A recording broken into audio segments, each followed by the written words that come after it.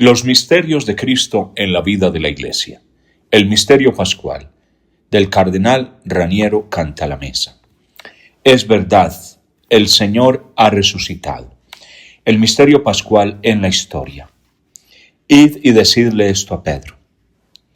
Jesús Nazareno, el que fue crucificado, ha resucitado. Id y decidle esto a Pedro y a los demás discípulos. Confrontar Marcos 16, 1 al 7.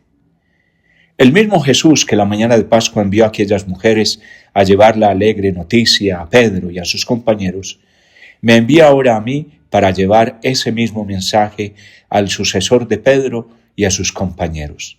Ha resucitado Jesús de Nazaret, el crucificado ha resucitado. En adelante será Pedro quien lleve esta noticia al mundo entero. Será él quien unos días después, en la plaza principal de Jerusalén, gritará: Urbi et Orbi. Dios resucitó a este Jesús, de lo cual somos testigos todos nosotros. Hechos 2:32. Pero como hemos oído, alguien había sido encargado de llevarle a él anteriormente esa alegre noticia, desapareciendo después de la escena. Desearía ardientemente ser yo mismo ese pequeño mensajero. En este momento me siento como el diácono que al empezar la vigilia pascual se dispone a cantar el Exultet en presencia del obispo, pidiendo antes su bendición con estas palabras: Iube Domne benedicere, dígnate bendecirme, oh Padre. Invitando después a la oración diciendo a los presentes: Invocad conmigo la misericordia de Dios omnipotente, para que aquel que sin mérito mío me agregó al número de sus diáconos, infundiendo el resplandor de su luz, me ayude a cantar las alabanzas de este cirio. Se necesita en efecto una gracia especial para hablar de la resurrección de Cristo. Se requiere humildad y sentirnos llenos de espanto y temblorosos, como lo estaban aquellas mujeres para realizar una tarea como esta, y yo sé que no soy así. Pero no por ello puedo sustraerme al mandato recibido. Ve y dile a Pedro y a los demás apóstoles que he resucitado, que no teman ni estén tristes. Dile a la iglesia: no llores, he aquí que el león de la tribu de Judá, la raíz de David, ha vencido. Apocalipsis 5:5. Decía que se necesita una gracia especial para poder hablar de la resurrección. Nadie puede decir Jesús es el Señor o lo que es lo mismo Jesús ha resucitado si no lo dice en el Espíritu Santo. Confrontar 1 Corintios 12:3. Ante la resurrección cualquier palabra se queda corta. Aquel que pasa del anuncio de la cruz al de la resurrección de Jesucristo se asemeja a quien después de recorrer la tierra firme llega de repente a la orilla del mar. Allí debe detenerse de golpe. Sus pies ya no pueden proseguir ni caminar sobre las aguas. Debe contentarse tan solo con lanzar su mirada más allá, quedando con su cuerpo inmóvil en tierra firme sin poder acompañar a su mirada. ¿Quién puede decir cómo era el rostro, los ojos, la voz y los gestos de las mujeres cuando entraron en la habitación y estuvieron ante Pedro y los demás apóstoles? Antes todavía de que abrieran la boca, Pedro comprendió que había sucedido algo inaudito y un escalofrío recorrió todo su cuerpo y el de todos los presentes. Lo luminoso lo envolvió de repente, colmando de sí el lugar y a todos los presentes. Por otra parte, no cuesta imaginar cómo debieron de sucederse los acontecimientos. Las mujeres hablaban a la vez agitadamente y quizá los apóstoles debieron reprenderles para que se calmaran y dijeran claramente qué sucedía. Todo lo que se alcanzaba a comprender de su vocerío eran exclamaciones inconexas, llenas de gestos: vacío, vacío, el sepulcro está vacío, ángeles, hemos visto ángeles, el maestro está vivo. Esta no es una amplificación retórica mía, sino más bien es un pálido reflejo de lo que sucedió en realidad. La noticia era mucho mayor de lo que podían expresar con medios humanos. Era el vino nuevo que rompe los odres viejos, derramándose por todas partes. De la resurrección de Cristo se debe decir lo que en el himno de laudación se dice de la Eucaristía: Quantum potes tantum audes. Pregona su gloria cuanto puedas, porque Él está sobre toda alabanza y jamás podrás alabarle lo bastante. Ojalá pudiéramos también nosotros captar, aunque fuera una vez, ese estremecimiento de la resurrección. Ojalá su carga luminosa pudiera quitarnos la palabra y llenarnos de amor y temor, hacernos estremecer de amor y de temor a la vez, como decía San Agustín en las Confesiones. Ante el anuncio de la resurrección, deberíamos gritar también nosotros con las palabras del Salmo: Gloria mía, despierta, despertad arpa y cítara, a la aurora he de despertar. Salmo 57:9. Muchas veces escuchamos, pero ¿cómo se puede vivir con alegría mientras el mundo está tan afligido y zarandeado, mientras braman los pueblos y se agitan los reinos? Esto también es cierto, pero Cristo ha resucitado. Por eso no tememos si se altera la tierra, si los montes se conmueven en el fondo de los mares, aunque sus aguas bramen y borboteen, y los montes retiemblen a su ímpetu. Un río, sus brazos recrean la ciudad de Dios. Venid a contemplar las obras del Señor, los prodigios que hace en la tierra. Salmo 46, 3 y siguientes. Todos los prodigios de Dios han encontrado su cumplimiento y superación en este prodigio que es la resurrección de Jesucristo. El resucitado entró en el cenáculo con las puertas cerradas. Hoy sigue entrando con las puertas cerradas. Pasa a través de las puertas cerradas del corazón, a través de las puertas cerradas de culturas y épocas que niegan su resurrección, a través de las puertas cerradas de regímenes ateos que no quieren reconocerlo y lo combaten. Él ha pasado recientemente atravesando muchos de estos muros, entre los que el de Berlín era tan solo un símbolo. Un hermano nuestro, el poeta Paul Claudel, dedicó estos versos estupendos a la resurrección. Nada se resiste a este vencedor. Él pasa a través de las puertas cerradas, desde el otro lado del muro, y así a través del tiempo, Él pasa sin romper su medida. Nada ha podido impedir que llegara la Pascua este año, nada impedirá que vuelva a llegar también el próximo año, hasta su vuelta definitiva. Nada le puede impedir a la Iglesia repetir en cada misa: anunciamos tu muerte, proclamamos tu resurrección, ven Señor Jesús. Resurrección de Cristo y misterio pascual. Pero ha llegado el momento de situar este anuncio de la resurrección en el marco de nuestro estudio del misterio pascual. ¿En qué sentido la resurrección de Cristo forma parte del misterio pascual? ¿Y en qué sentido esta constituye el momento que llamamos histórico del misterio pascual? Empecemos respondiendo a esta segunda pregunta, que es la más sencilla. Llamamos a la resurrección de Jesucristo el elemento histórico de la Pascua cristiana. Histórico no tanto como opuesto a no histórico o no realmente acaecido, cuanto opuesto a litúrgico, moral y escatológico. En otras palabras, lo llamamos elemento histórico en cuanto que representa el acontecimiento único e irrepetible, distinto del sacramento, que representa el aspecto litúrgico y que se repite cada día en la fiesta de Pascua y cada día en la Eucaristía. Cada año en la fiesta de Pascua y cada día en la Eucaristía. Más difícil es responder a la otra pregunta: ¿en qué sentido la resurrección forma parte del misterio pascual? Aunque esta parezca tan obvia, en efecto es necesario saber que lo que para nosotros hoy es el primer significado de la palabra Pascua, es decir, la resurrección de Jesucristo, fue el último en afirmarse en la praxis de la Iglesia. Cuando esto sucedió en los siglos IV y V, suscitó resistencias. Algunos se leen un documento de la época, critican a la Iglesia, a la Santa Iglesia de Dios, porque designa con el nombre de Pascua a la venerada fiesta de la resurrección de entre los muertos de Jesucristo, nuestro Dios. Cuando finalmente este uso se generalizó, hubo todavía protestas.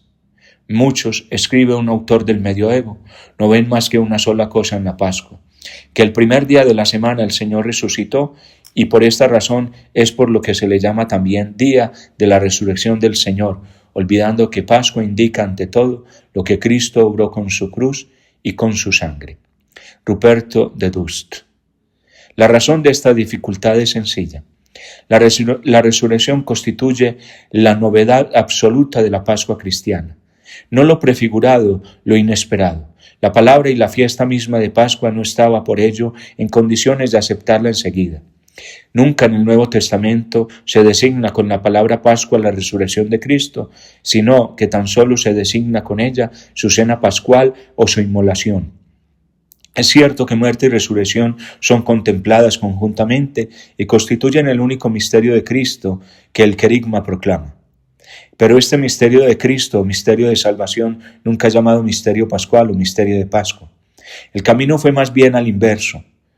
En el siglo II se empezó a decir la Pascua de Cristo, o bien el misterio de la Pascua es Cristo, Justino Melitón de Sardes. Y dado que muerte y resurrección eran inseparables en Cristo, poco a poco se empezó a designar con la palabra Pascua también la resurrección de Cristo, no sin resistencias, dificultades, como hemos visto.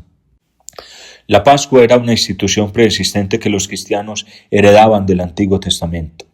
Todo su simbolismo indicaba inmolación, sangre, sacrificio. Por esta razón no fue difícil para los cristianos transferirlo a la pasión de Cristo. La primera vez que se usa este nombre en su acepción cristiana en 1 Corintios 5:7 significa inmolación o bien Cordero Pascual. Cristo, nuestra Pascua, ha sido inmolado. Cuando el cristianismo pasa al ámbito griego, hemos visto que la extraordinaria semejanza entre la palabra hebrea pasca y el verbo griego paskein, sufrir, llevó a engaño a los cristianos, los cuales creyeron ingenuamente y repitieron durante siglos que Pascua significa pasión. Es verdad que al principio el término era explicado con la idea de que Dios pasa por encima, salta, resguarda las casas de los judíos. Éxodo 12:11, pero no se veía cómo pudiera aplicarse a Cristo en este sentido. Por otro lado, este significado se había perdido en la traducción griega de la Biblia que los cristianos ya conocían. También es verdad que en el tiempo del Nuevo Testamento alguno había explicado la palabra Pascua como paso, Filón de Alejandría, aunque había interpretado dicho paso en la referencia al hombre que pasa de los vicios a la virtud, de la culpa a la gracia, lo cual evidentemente no se podía aplicar a Cristo. Durante mucho tiempo, la situación de la Iglesia fue esta. Aquellos que explicaban Pascua como pasión veían prefigurada en ella la muerte de Cristo. Los que la explicaban en el sentido de paso veían designado en ella el paso del Mar Rojo, pero no como figura de la resurrección de Cristo, sino como figura del bautismo o del paso de la criatura del pecado a la gracia. Es necesario esperar hasta el siglo V para encontrar algún raro ejemplo en el que el término paso se designa a la resurrección de Cristo. San Máximo de Turín. Como hemos visto, fue Agustín quien hizo posible la superación de estas dificultades. Él fue quien descubrió que Juan había dado una nueva interpretación del término Pascua, el paso de Cristo de este mundo al Padre. Juan 13:1. Sobre esta base, extendió el concepto de Pascua hasta alcanzar también la resurrección de Cristo y formular el misterio pascual como misterio de pasión y resurrección a la vez, de muerte y de vida. Es más, de paso de la muerte a la vida.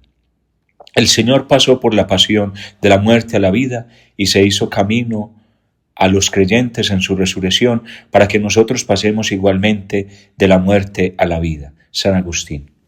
Pasión y resurrección del Señor, esta es la verdadera Pascua, exclama todavía el santo doctor. Pascua es el día en que celebramos conjuntamente la pasión y la resurrección del Señor.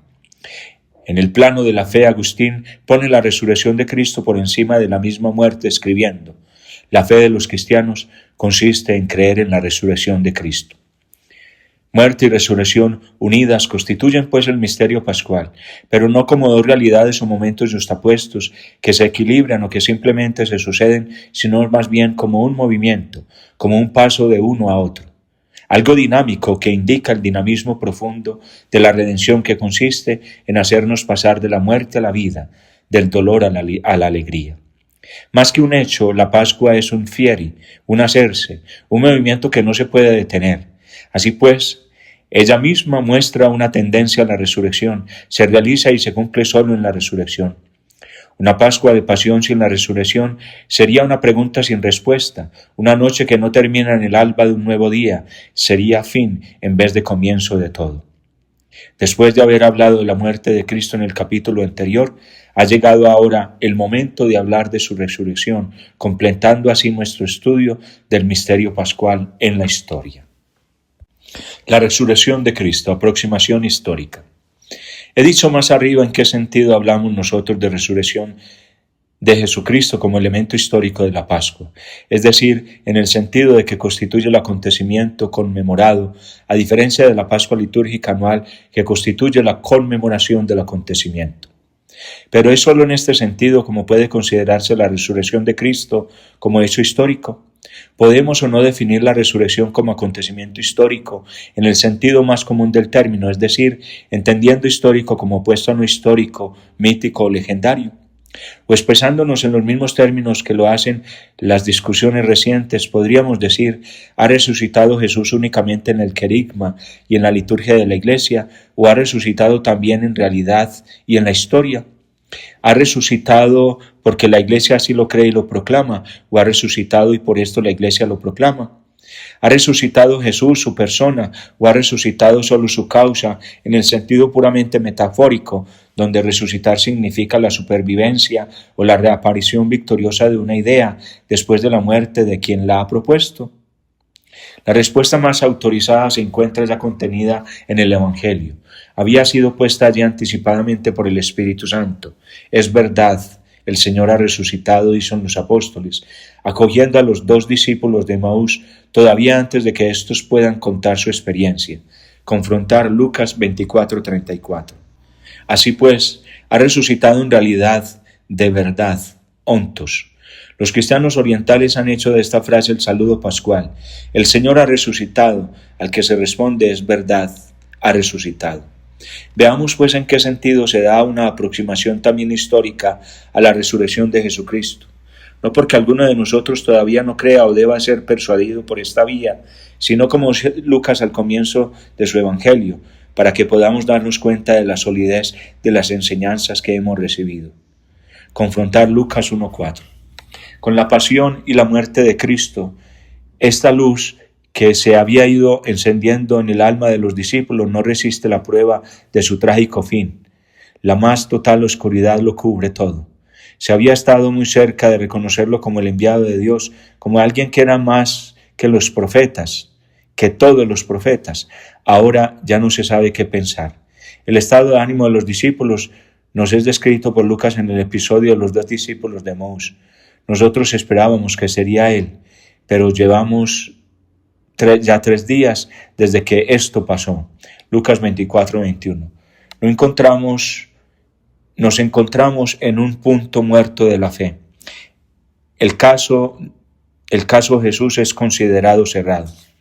Ahora, siempre en calidad de historiadores. Trasladémonos a algún año después. ¿Qué vemos?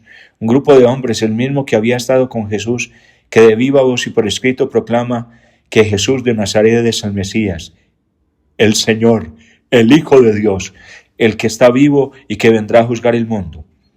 El caso Jesús no solo queda abierto de nuevo, sino que en un breve periodo de tiempo alcanza una dimensión increíblemente profunda y universal. Aquel hombre interesa no solo al pueblo judío, sino a los hombres de todos los tiempos. La piedra que desecharon los arquitectos, dice San Pedro, es ahora la piedra angular. Primera de Pedro 2:4. Esto es principio de una nueva humanidad. De ahora en adelante ya no hay ningún otro nombre dado a los hombres bajo el cielo en el cual sea posible ser salvados, sino el de Jesús de Nazaret. Confrontar Hechos 4:12. ¿Qué sucedió? ¿Qué es lo que ha determinado un cambio tal por el que los mismos hombres que antes habían renegado de Jesús o habían huido ahora dicen en público estas cosas? Fundan iglesias en nombre de Jesús y tranquilamente se dejan apresar, flagelar y matar por él. Ellos nos dan una respuesta a coro: ha resucitado. El último impacto que puede cumplir el historiador antes de ceder la palabra a la fe es verificar esa respuesta. Ir también al sepulcro como las piadosas mujeres para ver cómo están las cosas. La resurrección es un acontecimiento histórico en un sentido muy particular. Está al límite de la historia como esa sutilísima separación que divide el mar de la tierra firme. está dentro y fuera al mismo tiempo. Con ella la historia se abre a lo que está más allá de la historia, a la escatología. Es por lo tanto, en cierto sentido, la ruptura de la historia y su superación, del mismo modo que la creación supone su comienzo. Esto hace que la resurrección sea un acontecimiento en sí mismo no testificable y que desborda nuestras categorías mentales que están ligadas a la experiencia del tiempo y del espacio. Y de hecho nadie asiste al instante en que Jesús resucita. Nadie puede decir que he visto resucitar a Jesús, sino tan solo que lo ha visto resucitado. La resurrección pues se conoce a posteriori y después, exactamente como ocurre con la encarnación en el seno de María. Es la presencia física del Verbo en María la que demuestra el hecho de su encarnación. Del mismo modo, es la presencia espiritual de Cristo en la comunidad, hecha visible por las apariciones, la que demuestran que ha resucitado. Esto explica el hecho de que ningún historiador profano mencione la resurrección. Tácito, que recuerda también la muerte de un cierto Cristo en tiempos de Pilato, calla la resurrección. Aquel acontecimiento no tenía irrelevancia ni sentido, sino para quien experimentaba con consecuencia en el seno de la comunidad. ¿En qué sentido entonces hablamos de una aproximación histórica a la resurrección? Lo que se ofrece a la consideración del historiador y le permite hablar de la resurrección son dos hechos. El primero, la inesperada e inexplicable fe de los discípulos, una fe tan tenaz como para resistir la prueba del martirio. El segundo, la explicación que los interesados, esto es los discípulos, nos han dejado de dicha fe. En el momento decisivo, cuando Jesús fue capturado y ajusticiado, los discípulos no nutrían esperanza alguna de una resurrección. Estos huyeron y dieron por concluido el caso de Jesús. Algo debió de suceder entonces, algo que en poco tiempo no solo provocó el cambio radical de su estado de ánimo, sino que los llevó también a una actividad totalmente nueva y la fundación de la Iglesia. Este algo es el núcleo histórico de la fe de la Pascua. Examinemos ahora el testimonio de los apóstoles para ver hasta qué punto nos da con él la posibilidad de acercarnos al misterio, al acontecimiento de la resurrección. El testimonio de San Pablo. El testimonio más antiguo es el de Pablo y dice así: porque os transmití en primer lugar lo que a mi vez recibí, que Cristo murió por nuestros pecados según las Escrituras, que fue sepultado y que resucitó al tercer día según las Escrituras, que se apareció a Cefas y luego a los 12. Después se apareció a más de 500 hermanos a la vez, de los cuales todavía la mayor parte viven y otros murieron. Luego se apareció a Santiago, más tarde a todos los apóstoles, y en último término se me apareció también a mí como un abortivo. 1 Corintios 15, 3-8. La fecha en que fueron escritas estas palabras se pueden situar hacia el año 56 o 57 después de Cristo.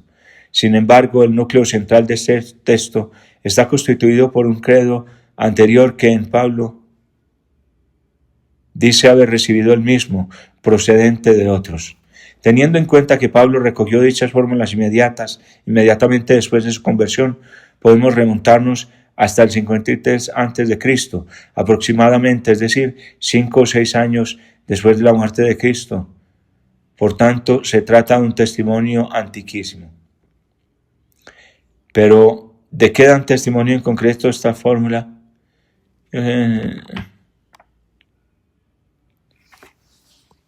De dos hechos fundamentales, que fue resucitado y que se apareció. Fue resucitado en griego, egergetai, en el sentido de se despertó, resucitó, o en pasiva fue despertado, fue resucitado por Dios Padre, se entiende. Son ciertamente medios expresivos inadecuados. Cristo en efecto no resucitó volviendo hacia atrás a su vida primera como Lázaro para volver a morir de nuevo, sino que resucitó hacia adelante en el nuevo mundo, resucitó a la vida nueva según el Espíritu. Se trata de algo que no tiene analogía en la experiencia humana y por tanto debe ser expresado con términos impropios o figurados. La resurrección de Cristo es algo completamente distinto de todas las demás resurrecciones de muertos conocidas, incluidas las que fueron realizadas por Jesús mismo durante su vida. Estas son solo un aplazamiento, un retraso de la muerte. En cambio, la resurrección de Jesús es la victoria definitiva e irreversible sobre la muerte. Se apareció, en griego, aufthé, en el sentido de que se mostró, fue hecho visible por Dios. De este término solo se puede deducir que los testimonios están convencidos de la identidad entre el crucificado que dejaron en el Gólgota y aquel que se apareció después. Se trata de una experiencia muy fuerte y concreta por la que no pueden dejar de hablar. Hechos 4:20. Quien la ha realizado está seguro de haber encontrado personalmente a Jesús de Nazaret, no a un fantasma. Pablo dice que algunos todavía viven, remitiendo así tácitamente a estos al lector que quisiera asegurarse de ello. La experiencia hecha por los demás es confirmada por la propia experiencia. Se me apareció también a mí. El testimonio de los evangelios. Los relatos evangélicos reflejan una fase ulterior de la reflexión de la Iglesia, con algunas divergencias redaccionales y con intenciones apologéticas. Sin embargo, el núcleo central del testimonio permanece inmutable. El Señor ha resucitado y se ha aparecido vivo. A esto se añade un elemento nuevo, el sepulcro vacío. Juan descubre en él una prueba casi física de la resurrección de Jesús. Juan 20:3. Las vendas por el suelo y el sudario plegado aparte, como si el cuerpo se hubiera volatilizado. El hecho del sepulcro vacío podía tener distintas explicaciones y nunca constituyó la base de la fe en la resurrección. Más tarde, cuando se debía afrontar la versión del robo del cadáver de Jesús, que pusieron en circulación sus enemigos, se introdujeron algunos elementos nuevos como apoyo del hecho, los ángeles y la historia de los guardias que fueron corrompidos por los jefes de los judíos. También para los evangelios el hecho decisivo sigue siendo el de las apariciones. Sin embargo, las apariciones dan testimonio también de la nueva dimensión del resucitado, de su modo de ser según el Espíritu, que es nuevo y distinto respecto al modo de ser anterior según la carne. Por ejemplo, Él no puede ser reconocido por cualquiera que lo vea, sino solo por aquel a quien Él mismo se da a conocer. Su corporeidad es distinta de la de antes. Está libre de las leyes físicas, entra y sale con las puertas cerradas, aparece y desaparece. ¿Dónde estaba Jesús cuando desaparecía y de dónde volvía a aparecer? Para nosotros es un misterio, como también son un misterio sus comidas después de la resurrección. Carecemos de cualquier experiencia de ese mundo futuro en donde Él ha entrado para poder hablar de ello. La resurrección, acontecimiento objetivo o tan solo subjetivo. Una explicación distinta de la resurrección que fue propuesta nuevamente no hace demasiado tiempo por Rudolf Bultmann es que se trató de visiones psicogénas, es decir, de fenómenos subjetivos. Pero esto, si fuera verdad, constituiría un milagro no menor que el que no se estaba dispuesto a admitir. Supone en efecto que personas distintas en situaciones y lugares distintos hayan tenido todas la misma impresión o alucinación. Los discípulos no pudieron equivocarse. Era gente correcta, pescadores, nada propensos a tener visiones. Al principio no creen. Jesús debe casi vencer su resistencia, lentos de corazón. Ni tampoco tendrían la intención de querer engañar a los demás. Todos sus intereses se oponían a ello. Habrían sido ellos mismos los primeros en ser y sentirse engañados por Jesús. Si Él no hubiera resucitado, ¿por qué razón habría que afrontar las persecuciones y la muerte por Él? Sobre la base de la teoría de la desmitificación ha sido planteada esta objeción de fondo al hecho de la resurrección, tal como se narra en los testimonios de entonces. Este hecho, se dice, refleja el modo de pensar y de representar el mundo de una época precientífica, que concibe el universo como formado en planos superpuestos, el de Dios, el del hombre y el de los infiernos, con la posibilidad de pasar de uno a otro. Este planteamiento supondría una concepción mítica del mundo que hoy debería ser superada. La desmitificación ha tenido su parte de verdad y de utilidad, pero no se puede aplicar al caso específico de la resurrección como se ha hecho. La resurrección de la muerte tal como la entienden los evangelios, esto es en cuerpo y alma, contrastaba claramente con la concepción antigua del mundo, de modo especial en el ámbito griego, del mismo modo que contrasta con nuestra concepción del mundo en la actualidad.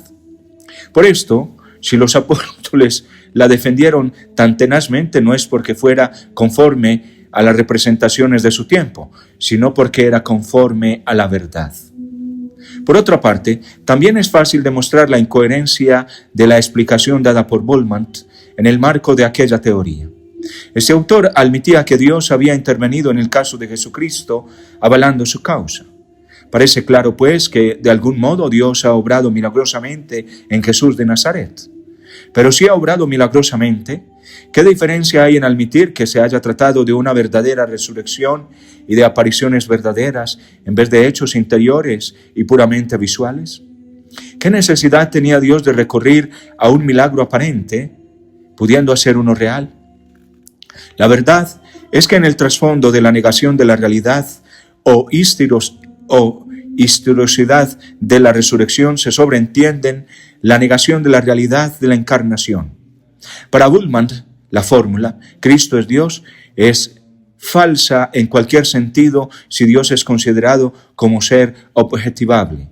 Es correcta si se entiende como el acontecimiento de la actuación divina. Pero si no es objetiva la encarnación, está claro que tampoco puede serlo la resurrección. El problema está pues en la misma base. Toda la diatriba en torno a la realidad de la resurrección se basa en un equívoco. El verdadero problema es la divinidad de Cristo. Se trata de saber quién es Jesucristo. Los que niegan la realidad de la resurrección son coherentes consigo mismos, aunque no sean coherentes con la Escritura ni con el dogma. Los mismos argumentos que se hacen valer contra la posibilidad de la resurrección actuarían también contra la encarnación. Los padres de la Iglesia no se equivocaban al aproximar estrechamente la encarnación y la resurrección, demostrando una con la otra. Del mismo modo que la presencia corporal del Verbo en el seno de María demuestra la encarnación, así también la presencia espiritual de Cristo en la comunidad postpascual, hecha visible por las apariciones, demuestran su resurrección. Como el Verbo entró en el mundo sin violar la virginidad de la Madre, así entró en el cenáculo con las puertas cerradas. Se puede admitir una encarnación real y una unión hipostática, como las definidas por los antiguos concilios y profesadas por los cristianos en su credo, para negar después la resurrección. El desmoronamiento de la fe en este caso no se queda solo en la encarnación, sino que quita de en medio inexorablemente incluso la Trinidad, porque nosotros no conocemos al Hijo sino en virtud de la encarnación. Negado el carácter histórico, es decir, el carácter objetivo y no solo subjetivo de la resurrección, el nacimiento de la Iglesia y de la fe se convierten en un misterio más inexplicable aún que la resurrección misma. El mismo autor que niega toda relevancia al Jesús histórico y hace depender todo el cristianismo de la experiencia pascual de los apóstoles, trivializa después esta experiencia pascual, haciendo de ella un hecho interior más o menos visionario. Se ha apuntado justamente la idea de que el imponente edificio de la historia del cristianismo sea como una enorme pirámide puesta en vilo sobre un hecho insignificante, es ciertamente menos creíble que la afirmación de que el acontecimiento en su conjunto, esto es, el dato de hecho más el significado inherente al mismo, haya ocupado realmente un lugar en la historia parangonable al que le atribuye el Nuevo Testamento. ¿Cuál es entonces el punto de llegada de la investigación histórica a propósito de la resurrección? Podemos verlo en las palabras de los discípulos de Emaús. Algunos discípulos, la mañana de Pascua, fueron al sepulcro de Jesús y vieron que todo estaba como habían contado las mujeres, que fueron antes que ellos, pero a él no lo vieron. También la historia se acerca al sepulcro de Jesús y debe constatar que todo está como dijeron los testigos. Pero a él, al resucitado, no lo ven. No es suficiente la constatación histórica, hay que ver al resucitado, y esto no lo puede ofrecer la historia, sino solo la fe. Søren Kierkegaard. Por otro lado, le sucedió lo mismo a los testigos de aquellos tiempos. También para ellos fue necesario dar un salto. De las apariciones y quizás del sepulcro vacío, que son solo hechos históricos, llegaron a la afirmación: Dios lo ha resucitado, que es una afirmación de fe. Y en cuanto a afirmación de fe, más que una conquista, es un don. Y de hecho vemos en el Evangelio que no todos ven al resucitado, sino solo aquellos a quienes Él se da a conocer. Los discípulos de Maús habían caminado con Él sin reconocerlo hasta que, cuando Él quiso y cuando sus corazones estaban preparados para acoger la gracia, se les abrieron los ojos y le reconocieron. Lucas 24:30. La resurrección de Cristo, aproximación de fe. La resurrección de Cristo es como la cima de una montaña desde la que se ven las dos vertientes. Por una parte, mira hacia la historia y conduce a la historia. Por la otra, mira hacia la fe y conduce a la fe. Descendamos ahora por la parte opuesta a la que hemos venido. Sigamos la vertiente de la fe. Al pasar de la historia a la fe, cambia también el modo de hablar de la resurrección, el tono y el lenguaje. No se aducen pruebas, confirmaciones. No es necesario, porque la voz del Espíritu crea directamente la certeza del corazón. Es un lenguaje asertivo, apodítico. Cristo resucitó de entre los muertos. 1 Corintios 15:20 dice Pablo. Nos encontramos aquí en el plano de la fe, no ya en el de la demostración. Es el querigma. Scimus Christum surrexit ad mortuis vere. Sabemos que Cristo ha resucitado verdaderamente, canta la liturgia al día de Pascua. También es este un lenguaje de fe. No solo creemos, sino que habiendo creído, sabemos que es así, estamos seguros de ello. Se trata de una certeza que no es de la misma naturaleza que la historia, porque es más poderosa, porque se fundamenta en Dios. Solo el incrédulo o el agnóstico puede considerar que esto es una forma orgullosa de hablar, una forma de hablar de quien se cree en posesión de la verdad y ni siquiera acepta discutir. En realidad, es el lenguaje de quien se somete hasta el fondo, realizando lo que San Pablo llama la obediencia de la fe.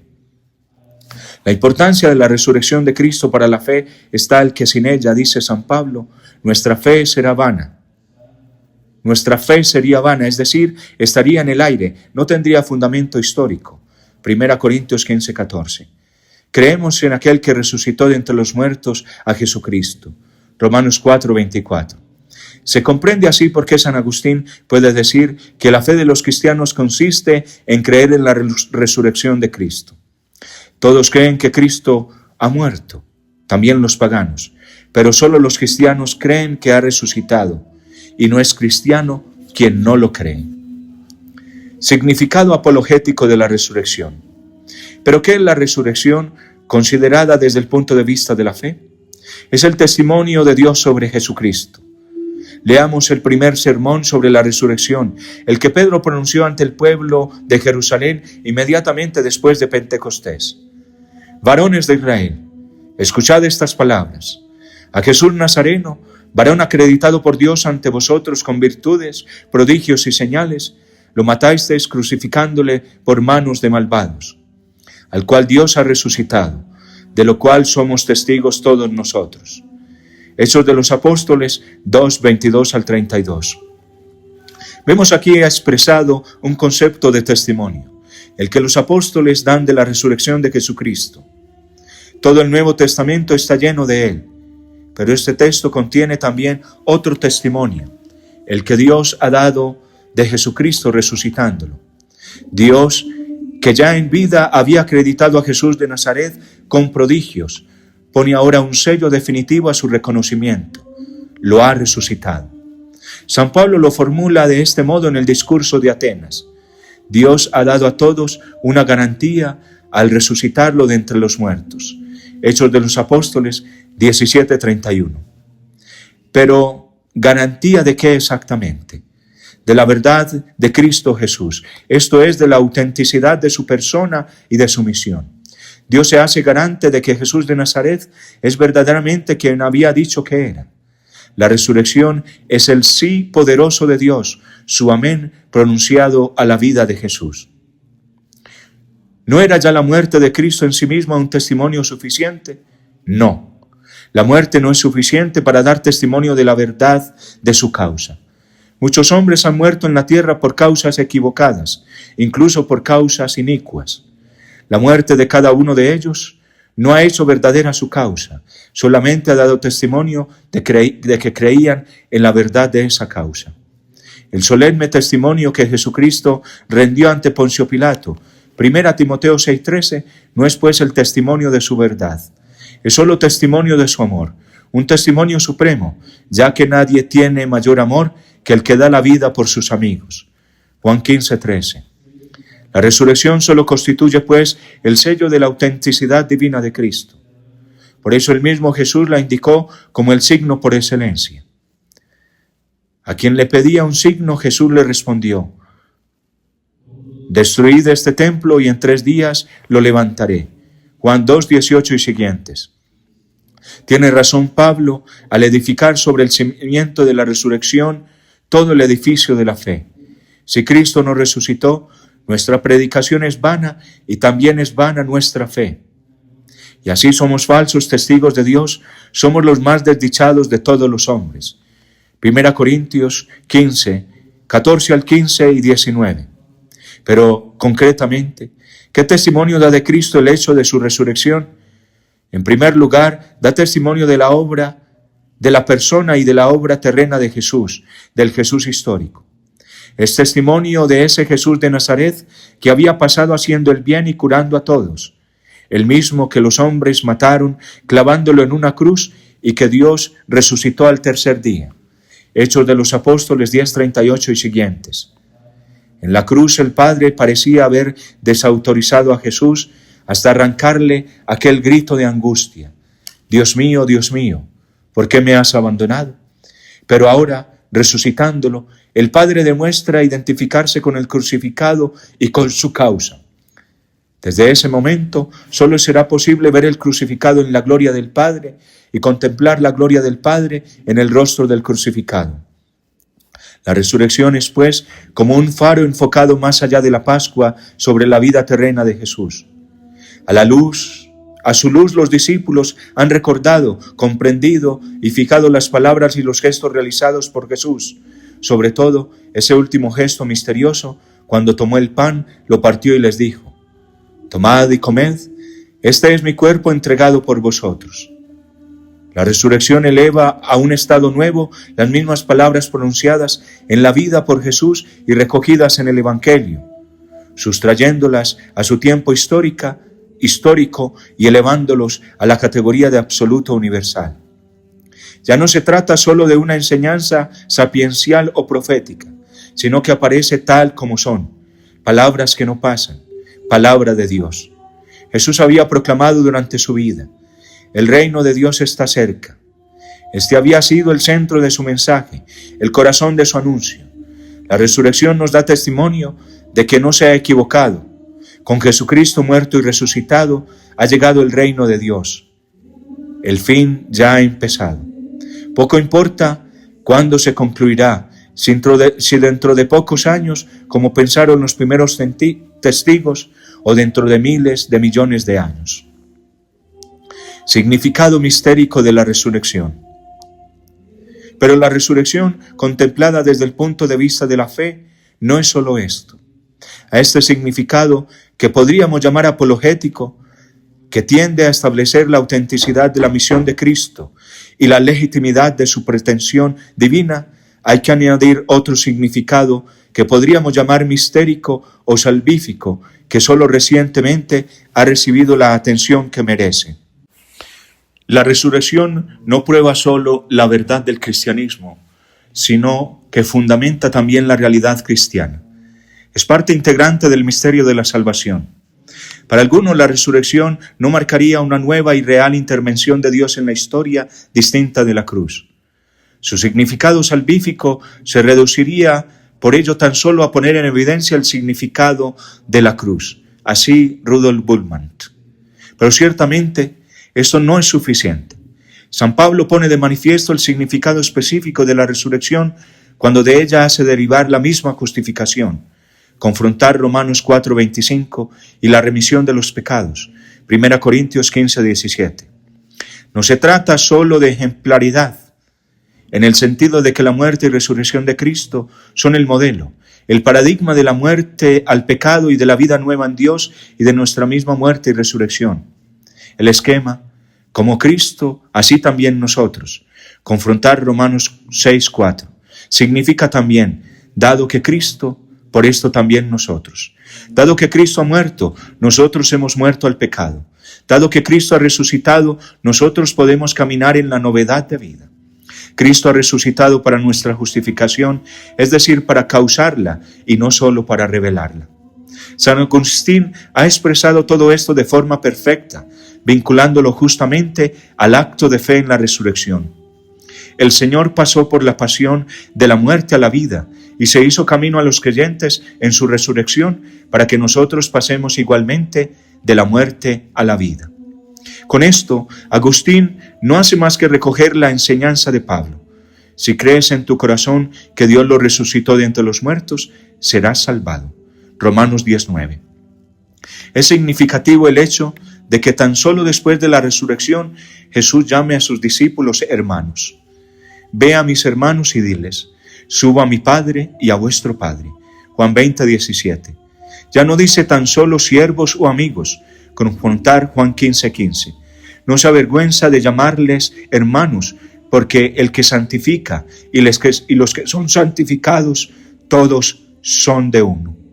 Hebreos 2:11-12. Desde la encarnación teníamos en común con Cristo la misma carne.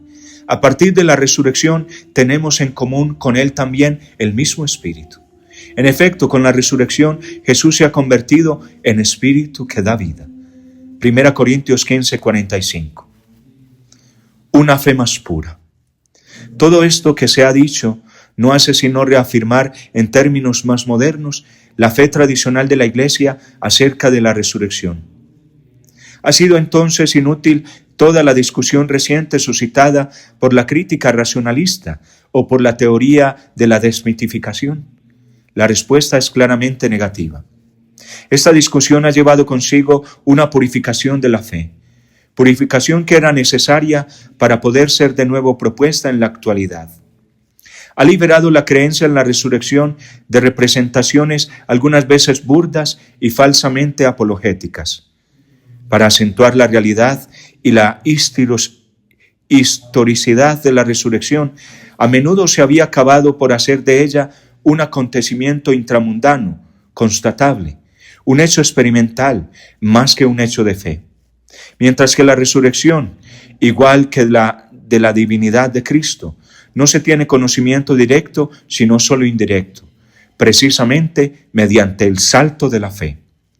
Toda esta crítica nos ayuda a ser más sobrios en la fe, más humildes y más silenciosos ante lo divino y lo inefable del misterio. Ha hecho que nuestra fe esté más desnuda y por ello más pura, como una especie de noche oscura del alma, a través de la cual ha pasado y debe pasar la fe de toda la Iglesia. Pero la utilidad no solo ha sido negativa. Hay una extraordinaria carga de consolación en la afirmación de que Jesús ha resucitado en el querigma, una vez que hemos establecido que ha resucitado también en la historia. Si Cristo resucita en el querigma, es decir, en el momento en que es proclamado con fe por la Iglesia, podemos decir que está resucitando continuamente. Es aquel que siempre resucita. Él quiere resucitar también en esta Pascua y espera que nosotros lo hagamos resucitar, predicando su resurrección y predicándola en el Espíritu.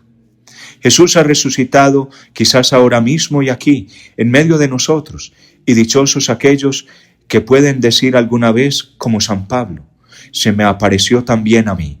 1 Corintios 15:8.